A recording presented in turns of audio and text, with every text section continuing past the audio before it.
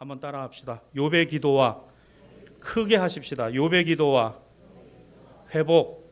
예, 이 제목으로 이 본문 말씀으로 정리하죠. 자, 이제 욥기 42장 결론이에요. 여기까지 오는 동안에 참 많은 일이 있었습니다. 이제 결론을 살펴보기 전에 한번 정리를 해보죠. 욥은 순전하고 의로운 사람이라고 그랬어요. 신앙과 믿음이 좋았다는 얘기죠. 가정도 복 받았어요. 물질의 복도 받았습니다. 자녀들의 복도 받았어요. 주변 사람들에게도 인정받는 사람이었어요. 어느 날, 그 어느 날 물질의 시험이 옵니다. 자녀들의 문제가 닥치고요. 가정에 어려움이 오고 육신의 병이 왔습니다. 어떡할까요? 이럴 수는 없는 거죠. 그 일이 어떻게 일어났는지를 욥기는 우리에게 설명합니다. 소위 천상회의에서 사탄이 하나님과 거래하는 장면이 나오죠. 여러분, 우리는 그걸 알 길이 없어요. 하나님이 일하시는 것, 섭리하시는 것, 인도하시는 것 우리는 알 길이 없습니다. 그러나 우리는 닥친 현실이 있어요. 그 현실 때문에 괴로워하고 힘들어하고 어려워합니다. 왜 이럴까? 무엇 때문에 그랬을까? 자, 욥의 친구들이 찾아옵니다. 마침 찾아와요. 가까이 있었다는 얘기죠. 잘 알고 있다는 얘기입니다. 그래서 이웃이라 표현하지 않고 친구라고 표현되어 있어요. 세 사람입니다. 찾아와서 욥에게 이야기를 하죠. 근데 그 얘기가 어때요, 여러분? 다 맞는 말로 들립니다. 하긴 틀린 말이 아니에요. 욥에 관하여 각자 나름대로 보고 있는 모습과 신앙 모습이에요. 여러분, 사람은 어떻게 보느냐에 따라 다 다른 겁니다. 이렇게 볼 수도 있고 저렇게 볼 수도 있고 이렇게 보이기도 하고 저렇게 보이기도 해요. 여러분, 욥기에서 욥의 친구들을 우리는 비난할 필요가 없어요. 왜? 그들의 신앙관과 가치관과 그들의 관점으로는 욥이 그렇게 보이는 겁니다. 그리고 하나님이 하시는 일이 그렇게 해석되는 거예요. 여러분, 신앙은 해석입니다. 즉 어떻게 받아들이냐예요. 하나님이 하고 계신 일을 하나님이 하고 계신 일이라고 믿을 거냐, 아니면 그렇지 않느냐, 나의 문제인 거죠. 이런 면에서 본다면 결론에 와서는 하나님이 욥의 친구들의 손을 들어주신 게 아니라 누구의 손을 들으십니까? 욥의 손을 들어주신다는 거예요. 자, 오늘 7절인데요. 자, 우리 10절 읽었죠? 그 앞에 7절을 가봅시다. 이런 말이 나와요. 너희가 나를 가리켜 말한 것이 내 종 욥의 말 같이 옳지 못함이라. 이게 하나님께서 욥의 친구들에게 하신 말씀입니다. 결론이에요. 잘 보세요. 하나님은 욥의 친구들에게 이렇게 말씀하세요. 너희가 나를 가리켜 말한 것이, 즉 너희의 신앙과 믿음이 틀렸답니다. 여러분, 하나님 앞에서 하나님이 너 틀렸다 하면 여기서 빠져나올 수가 없는 거죠. 그렇죠? 이 내용은 아무리 엘리바스나 소발이나 빌닷이나 와가지고 야, 하나님은 이런 분이야, 하나님은 이런 분이셔, 맨날 첫날 얘기해봐야 그거 아니에요. 하나님이 그들에게 말씀하십니다. 너희가 틀렸다. 너희가 틀렸다. 그리고 욥이 옳다. 욥이 옳다. 여러분, 어쩌면은 우리는 이 말씀에서 딱 한 가지 교훈을 생각했으면 좋겠습니다. 우리가 다른 사람의 신앙과 믿음을 판단하는 것은 조심해야 됩니다. 정말 조심해야 돼요. 내 관점으로 볼 수 있어요. 내 입장에서 볼 수 있어요. 그러나 그게 항상 정답은 아니다. 항상 정답은 아니다. 그걸 인정하면 됩니다. 그렇다고 여러분, 내 생각이 바뀌어야 된다가 아니에요. 내가 보는 것도 있고 그가 보는 것도 있고 저가 보는 것도 있고 이가 보는 것도 있어요. 다 다를 수 있습니다. 그러나 그것이 내가 보는 것만이 뭐는 아니다? 정답이 아니다라는 겁니다. 친구들은 인간이 당하는 고통과 그리고 그 고난에 관하여 이건 무조건 뭐예요? 하나님의 심판이라는 겁니다. 욥의 죄의 말미암은 결과라는 거예요. 맞나? 맞기도 하죠. 그러나 욥의 경우는 아닙니다. 아니에요. 시험이 오고 어려움이 오는 게 우리의 문제가 아닙니다. 하나님의 섭리의 문제인 거죠. 이걸 무조건 단정하는 것, 그게 위험하다는 겁니다. 그래서 함부로 절대로 단정해서는 안 된다. 그 이유가 있습니다. 우리가 단정하면요, 두 가지예요. 하나는 하나님을 내 인식의 틀에다가 놓는 겁니다. 즉 내가 생각하고 판단하는 게 하나님의 생각과 판단이라고 믿는 거예요. 이게 오류입니다. 두 번째는 그 사람을 그 틀 안에 넣고 보면 그 틀로 밖에는 보이지 않습니다. 그게 두 번째 오류입니다. 자, 보세요. 욥의 세 친구들이 하나님을 보는 관점이 있어요. 자신들이 생각하는 틀입니다. 하나님은 죄를 멸시하시고 죄 지은 자를 벌하시고 그 죄의 결과로 징계하신다. 이 틀 안에다 하나님을 딱 갖다 넣어놨어요. 그러니까 그 하나님을 믿는 욥을 보면 어떻게 보이는 거예요? 죄가 있고 자기도 모르는 죄를 짓고 있고 그 죄 때문에 저가 이 징계를 받는다라고 판단하는 겁니다. 그리고 욥이 그렇게 번민하고 갈등하고 힘겨워하고 어려워하는 거는요, 자신들의 생각에서 떠나 있는 거, 벗어나 있는 겁니다. 여러분 살아가다 보면 그럴 때 있으시죠? 또 삶의 문제를 놓고 밤에 잠이 안 와요. 양자노님 이제 잠을 잘 주무시겠네요. 아우, 장가를 가서 어떻게 살까? 어떻게 잠이 안 올 때도 있고. 그뿐만이 아니라 더 절박한 문제들 앞에 잠이 안 올 때가 있잖아요. 모르는 거예요. 이건 모르는 겁니다. 근데 그런 걸 누가 알아주나요? 모릅니다. 근데 우리가 모르면서 그 사람에 대해서 어떻게 해요? 다 안다고 생각해요. 이게 우리가 갖고 있는 인식의 틀의 문제예요. 하나님도 마찬가지입니다. 사랑하는 여러분, 하나님은 무소부재하시고 전지전능하시고 그 하나님은 못하실 것이 없습니다. 근데 우리는 그렇게 말하면서도 그 하나님은 내 생각에서 벗어나지 않으시고 내 판단에서 어긋나지 않으시며 내가 바라보는 관점에서 한치도 어긋남이 없다고 생각해요. 미안하지만 아닙니다. 욥이 깨달은 게 그거예요. 욥의 친구들이 몰랐던 게 이겁니다. 그게 오늘 여기 있는 이 말씀이에요. 하나님은 욥의 친구들의 그 틀을 말씀하시는 거예요. 욥은 그 틀을 봤어요. 자신의 그 틀을 보았습니다.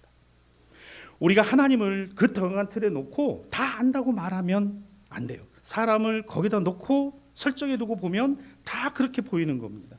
문제는 그 틀을 깰 수 있느냐, 그걸 넘어설 수 있느냐. 그러나 어느 누구도 장담할 수 없다는 겁니다. 여러분, 신앙은 장담하는 게 아니에요. 믿음 생활은 장담하는 거 아닙니다. 당신이 뭐가 그렇게 잘나서 장담할 수 있어요? 넘어지지 않을 수 있습니까? 목사인 제가 넘어지지 않을 수 있나요? 여러분들 넘어지지 않을 자신이 있습니까? 아닙니다. 절대 그렇지 않아요.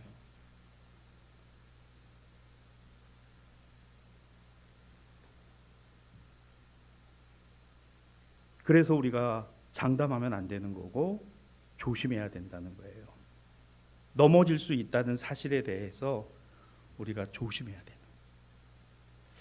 자, 그래서 하나님은 욥의 세 친구들을 두고 너희가 틀렸다, 아니다, 그리고 욥이 맞다.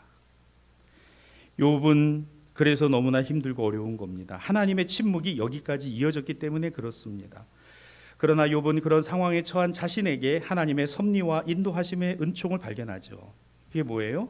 그게 6절에 있는 말씀입니다. 여러분 6절 말씀을 보면은 42장 5절과 6절입니다. 한번 열어봐 주세요. 거기에 보면 이렇게 되어 있습니다. 내가 주께 대하여 귀로 듣기만 하였사오나 이제는 눈으로 주를 배움나이다. 그러므로 내가 스스로 거둬들이고 티끌과 제 가운데서 회개하나이다. 여러분 이게 욥의 이제 고백이거든요. 하나님 앞에 욥이 뭐라고 말해요? 내가 주님에 관하여 듣기는 했지만 이제 눈으로 주님을 봅니다. 내 눈앞에 주님이 나타나서 보인 게 아니에요. 이 말은 자신의 현재의 깨달음을 통해서 주님을 본다는 겁니다. 나를 통해서 주님을 깨닫는다는 거예요. 아, 그렇구나. 내가 여전히 부족하고 모자른 거구나. 내가 하나님 앞에 이런 사람이었구나. 이런 모습이구나. 그걸 통해 뭘 보는 거예요? 하나님을 보는 거예요. 그게 주님을 보는 겁니다. 이게 그 말이에요. 여러분 가장 중요한 게 뭘까? 욥은 하나님 앞에 순전했다라는 그 순전함이 상황이 바뀌지 않았을 때 순전함이었는데 상황이 바뀌었어도 순전했느냐? 쉽지 않습니다. 가정이 잘 되고 뭐 일이 잘 되고 아무런 문제가 없이 갈 때는요 신앙생활에 아무 문제가 없어요. 풍파가 몰아치고 정말 시험이 오고 어려움이 닥칠 때는요 그 신앙이요 뭐 곤두박질치고 어디 가 있는지도 모르는 상황들이 반복이 됩니다. 그런데 거기서 일어날 수 있는 것이 뭘까? 거기서 하나님 보는 겁니다. 그 나의 삶을 통해서 하나님을 깨닫는 거예요. 아, 내가 그렇구나. 내가 그런 사람이구나. 이걸 뭐라고 표현할까요? 진실함입니다. 진실함. 우리는 허물이 있어요. 우리는 다 잘하고 싶지만 다 잘하지 못합니다. 여러분, 욥은요 하나님 앞에서 주먹질했어요. 하나님, 나 이게 뭐냐고, 도대체 내 인생이 이게 뭐냐고. 근데 그런 하나님은 그런 욥을 보시고서 하나님, 나 정말 힘들어서 나는 이제 못 믿겠어요. 차라리 나 태어나지 않았으면 좋았을 뻔했습니다. 그리고 친구들이 와서 막 이야기를 할 때도요, 친구들이 아니야 하나님 그런 분 아니야.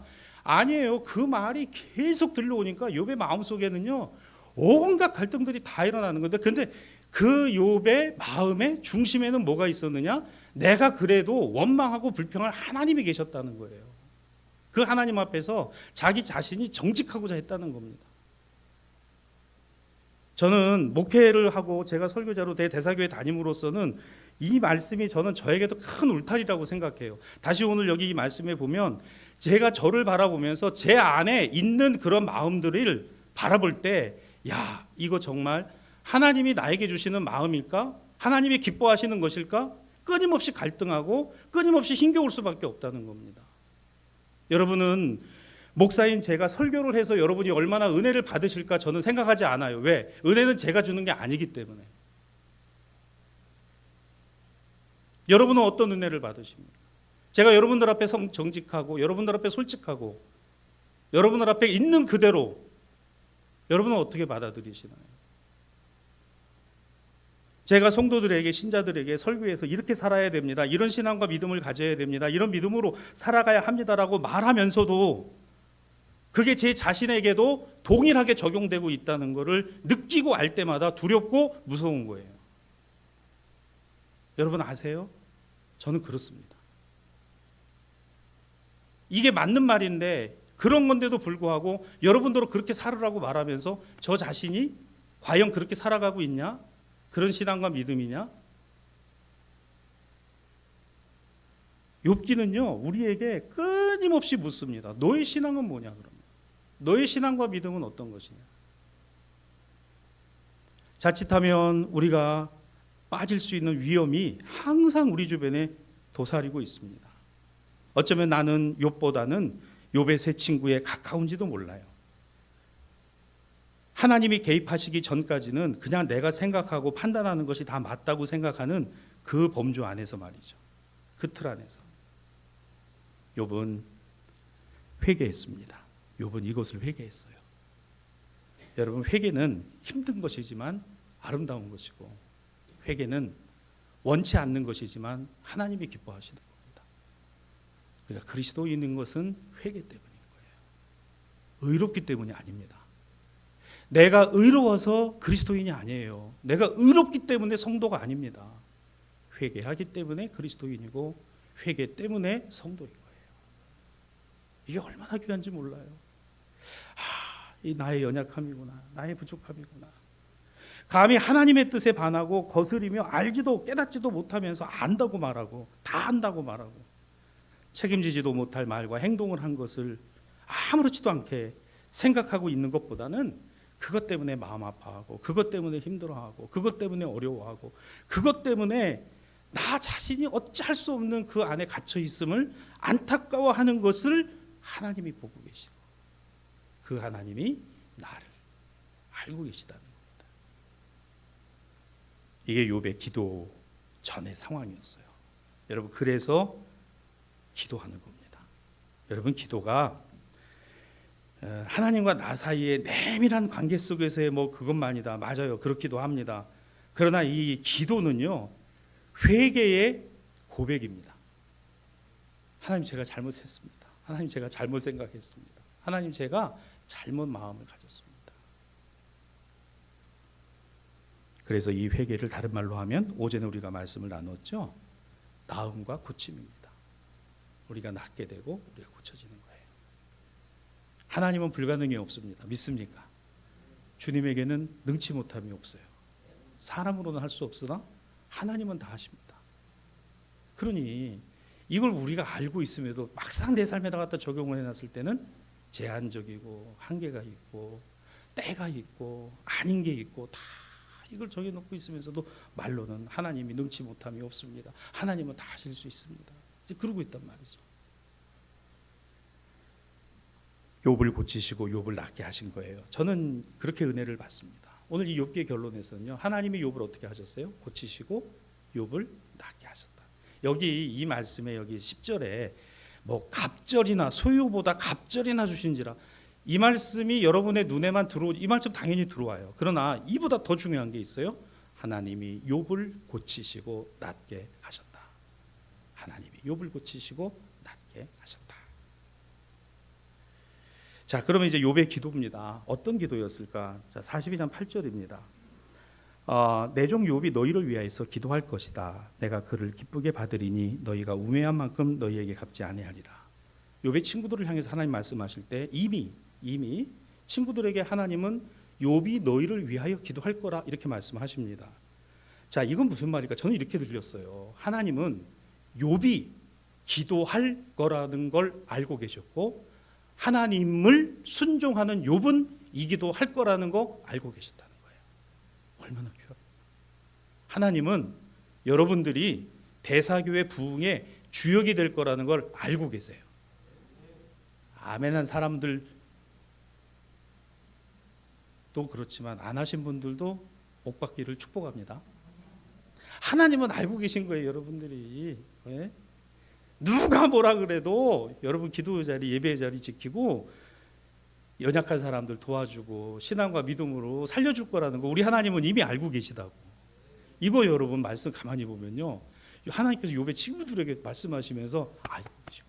아니, 욥이 언제 기도한다 그랬어요? 아니에요. 지금 여기 와서 기도하는 거예요. 근데 그 전에 하나님은 알고 계셨다는 거예요. 욥이 기도할 사람이라. 하나님은 여러분들이 끝까지 이 교회 신앙과 믿음으로 섬겨주실 것을 알고 계십니다. 하나님은 여러분이 복 있는 사람이라는 걸 알고 계신다. 그래서 욥에게 말씀하시는 그 기도가 바로 그 친구들을 위해서 중보하라는 중보 기도인 거죠. 자신을 힘들게 하고 어렵게 한 친구들을 위해서, 이게 어디 쉽겠습니까? 나를 힘들게 하고 어렵게 하는 친구들, 나한테 찾아와서 맞는 말인 것 같지만 전부 아니고 나를 힘들게 했던 그 친구들을 생각하면 화가 나고 속상하고 너무나 안타까운데 기도해래.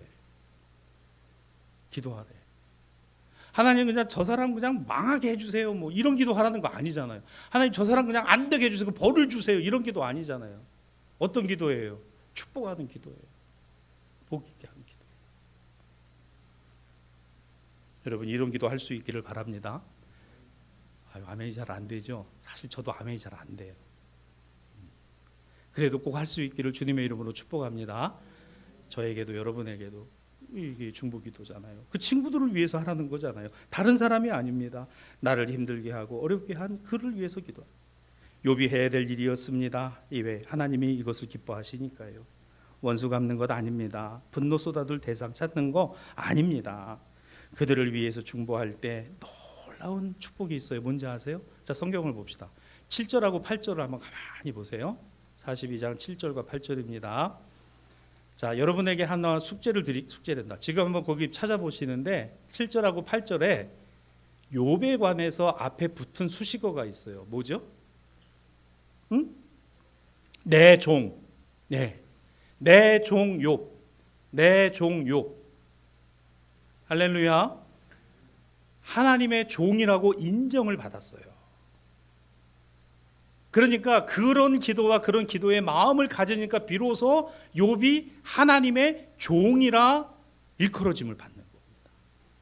여러분이 하나님의 종이신 줄 믿습니다. 우리 모두가 그리스도의 종이죠. 그러면 우리에게는 이런 기도가 있어야 되는 거예요. 화가 나죠. 속상하죠. 그냥 막 분노가 나요. 그러나 그럼에도 불구하고 하나님 앞에 엎드려서 그를 위해 기도하는 거예요. 이 중보기도. 여러분, 중보기도는 좋은 기도만이 아니라 힘든 기도고 어려운 기도고 할 수 없는 기도를 하는 게 중보기도입니다. 중보기도 중에 중보기도, 온 인류의 죄를 대속하신 중보기도는 십자가 위에서 예수님이 하신 기도였어요. 주님, 저들이 하는 일을 저들이 알지 못하나이다. 세상 그런 중보기도가 어디 있습니까? 여러분, 그 기도의 은혜 때문에 저와 여러분이 하나님의 자녀 된 거예요. 우리 성도라 이름을 받게 된 것이죠. 4번이나 걸쳐서 7절과 8절에는 욥에 관하여 내 종이라고 하나님 말씀하십니다. 그러면 욥에 이런 회개가 있고 이런 중보기도가 있은 다음에 어떻게 됐을까요? 욥에게 회복이 일어납니다. 회복이 어떻게 일어났을까요? 자, 10절이에요. 오늘 말씀. 욥이 그의 친구들을 위하여 기도할 때 여호와께서 욥의 곤경을 돌이키시고, 할렐루야, 이 회복이 일어나는 겁니다. 여러분에게 이와 같은 회복이 늘 있게 되기를 주님의 이름으로 축복합니다. 나를 힘들게 하고 어렵게 하는 일들이 있어요. 또 그런 사람들이 있죠. 이렇게 만날 때도 교회 안에도 있어요. 사실은 이렇게 교회 오면 좀 힘들어. 그래서 여러분, 교회 오면은 우리가 좀 힘들지 않게 신앙생활을 했으면 좋겠습니다. 그럴 때는 아멘 하셔도 돼요. 네. 너무 설교에 너무 은혜를 받으셔갖고 내가 힘들게 하는 사람이 아닌가, 이런 좀 마음들을 가지시는 것 같은데 뭐 좋아요. 어쨌든 여러분, 힘들게 하면 안 돼요. 응? 젊은 친구들, 목사님 나 너무 힘들어서 그냥 교회 오기 싫어요. 난 저분 때문에 힘들어요. 이런 소리 다행히 지금까지는 없습니다만은 주님 오시는 날까지 없었으면 좋겠어요, 우리 교회. 근데 어떤 교회는 있더라고. 그래서 그냥 그 교회 목사님 막 그것 때문에 그냥 기도한대. 저분 때문에 교회 오기 너무 싫다는 거예요. 힘들다. 여러분, 교회인데 그 왜 그래야 됩니까? 우리가 그런 내용을 놓고 가만히 오늘 이 말씀을 놓고 보면요, 이게 말씀이 그냥 말씀이 아닌 거예요. 오늘 내 삶에 해석되고 적용될 때 이게 어떤 말씀으로 역사하는가, 그게 하나님의 능력인 거죠. 여러분, 우리 대사교회가 부흥되기 원하십니까? 아니, 부흥할 줄로 믿습니다. 어떻게 믿습니까? 하나님이 하실 일이니까요. 내가 믿는 거예요. 내가 확신하는 거예요. 내가 그 주님의 손을 붙드는 겁니다. 몇 주 뒤에 이제 공개하겠습니다만은 여기 54,000평 조감도가 나왔어요. 제가 사진을 찍어놨습니다. 저 안에 들어가서 살면 좋겠어요. 그냥 아파트하고 이게 궁금하시죠? 좀 몇 주만 기다리세요. 우리 교회 옆에 이 옆에 바로 이게 쓰는데 그 위가 공중 정원이야. 조감도상. 다 딴 동네 사시나 봐요. 표정들. 네? 완전히 여기가 2026년 2월까지 공사, 2026년 6월까지 입주 마감. 딱 2년 남았습니다.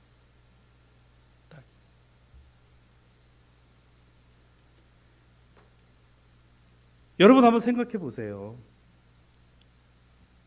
교회 오면요, 격려가 되고 위로가 되는 것, 말씀을 통해서, 만나는 사람들을 통해서, 함께하는 시간을 통해서 참 귀하구나, 참 복이구나, 복되구나. 여러분, 이렇게 느끼면서 살아갈 수 있는 것은 그건 하나님이 하시고 있는 일이 아니라 우리가 하나님 앞에서 해야 될 일이라는 거예요. 이번 주 수요일 제가 말씀을 전합니다만, 말씀 주보 보시면 봉사와 의무 제가 이렇게 해놨을 거예요. 가정예배소에 보면은 봉사의 의무를 다하라 이렇게 해놨는데 제가 그거 좀 바꿨습니다. 봉사와 의무. 여러분, 옛날에는요, 교회 와서 그런 일 하는 걸요, 의무라고 말하지 않아도 당연한 거라고 생각했어요. 근데 지금은 다릅니다. 달라요. 어쩌면은 우리는 부흥을 갈망하고 말하고 있다라고 하지만 정작 내 안에 부흥이 일어나지 않고 있고, 교회가 변화되고 교회가 새로워져야 된다고 말하지만 내 안에 변화가 새로워지고 있지 않다면 그거는 변화가 아니라는 겁니다. 욥을 보세요.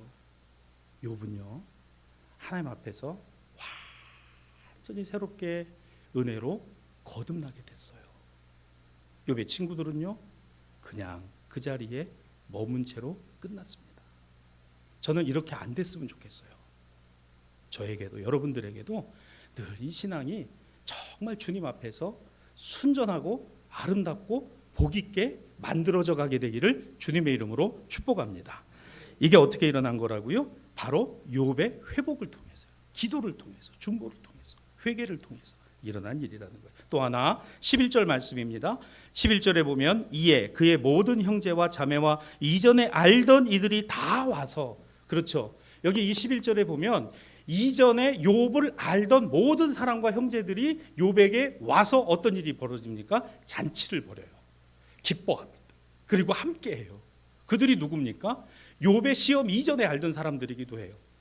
욥의 시험의 때를 아는 사람들이기도 합니다. 이런 사람들이 전부 다 모였다는 거예요. 이전에 알던 이들이 와서 시험 이전에, 시험 때에, 그리고 지금까지 그와 같은 사람들이 욥과 함께 기쁨의 잔치를 벌이게 된다는 것. 이게 진짜 회복이라는 겁니다. 말씀을 정리합니다. 오늘 이 말씀에서 욥의 기도와 회복, 기도와 회복. 날마다 우리의 기도가 하나님 앞에 정직하고 순전했으면 좋겠습니다. 그리고 그걸 통해서 우리에게 주시는 회복의 은혜들이 충만하시기를 주님의 이름으로 축원합니다. 그래, 내가 다시 일어서, 그래, 내가 그와 같을지라도 그럼에도 불구하고 축복하고 그리고 기도하고.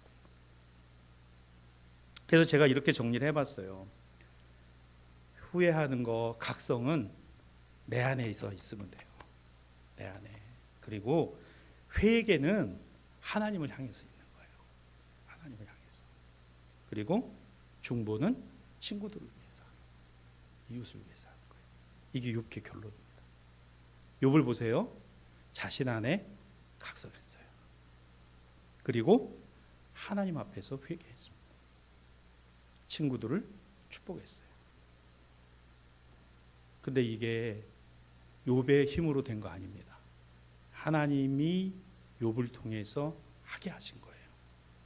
여러분, 하나님이 하게 하심에 순종하시기 바랍니다. 저는 이게 가장 중요하다고 생각해요. 하나님으로부터, 그렇습니다. 하나님에게서, 그리고 하나님을 향하여 이와 같은 신앙과 믿음으로 세워져 가는 저와 여러분들이 되었으면 좋겠고, 우리 교회가 되었으면 좋겠습니다. 이 은혜를 경험하고 이 은혜가 지속되는 것, 나의 마음과 품은 뜻과 생각이 주님 뜻 안에서 합당해지도록, 그리고 우리의 삶의 걸음이 날마다 주로 말미암아 기뻐하고 감사하고 또 즐거워할 수 있는 여러분들이 되시길 바라고. 자, 이제 내일은 7월 1일이죠. 7월 1일, 7월의 첫날, 힘있게 힘차게. 그리고 수요예배도 좀 한 번씩 오세요. 한 번씩 오세요. 매주는 못 오지만 내가 한 달에 한 번이라도, 이제 반년 남았는데 내가 한 달에 한 번이라도. 또 새벽 기도도 한 번, 일주일에 한 번. 아멘 좀 하시면 좀 좋겠는데. 한 번, 일주일에 한 번. 아이 목사님 일주일에 한 번은 그렇고 그냥 뭐 격주로 한 번. 안 되겠다. 그 다음 주에 뭐 저기 설문지 하나 돌려야 되겠다. 그 격주로 오실 분들 동그라미 치고 뭐 이런 걸로. 뿐만 아니고 지나가시다가 마음이 클클하고 답답하고 들어오셔서 교회 문들 열려 있으니까 기도하고 또 그 하나님의 은혜를 다시 내 안에 담고 살아가는 거, 그게 아니겠어요? 그게 그리스도인의 삶이고, 그게 성도의 삶이고. 여러분, 다른 사람이 여기 들어와서 앉아 있지 않잖아요. 여러분이 와서 앉아 있으니까 여러분이 대사교회인 겁니다. 여러분이 대사교회 성도인 거고요. 한 주간도 복되시길 바랍니다. 이순희 권사님 잘 다녀오세요. 아침에 얘기해줘서 내가 광고도 미리 못했는데 미리 좀 얘기를 하시지. 우리 형제와 가족들이 캄보디아에 우리 변성 교사님 통해서 그곳에 헌당하는 일정 내일 다녀오신답니다. 금요일까지 다녀오시는데 건강하게 잘 다녀오시고, 모쪼록 그리고 캄보디아 선교사역지도 늘 하나님께서 또 축복하시고 복 주시게 될 줄로 믿습니다. 우리 이렇게 한번 따라하고 마치겠습니다. 하나님 함께 하실 줄 믿습니다. 그래요. 그렇게 우리 한 주간도 또 살아가도록 하십시다. 기도합니다.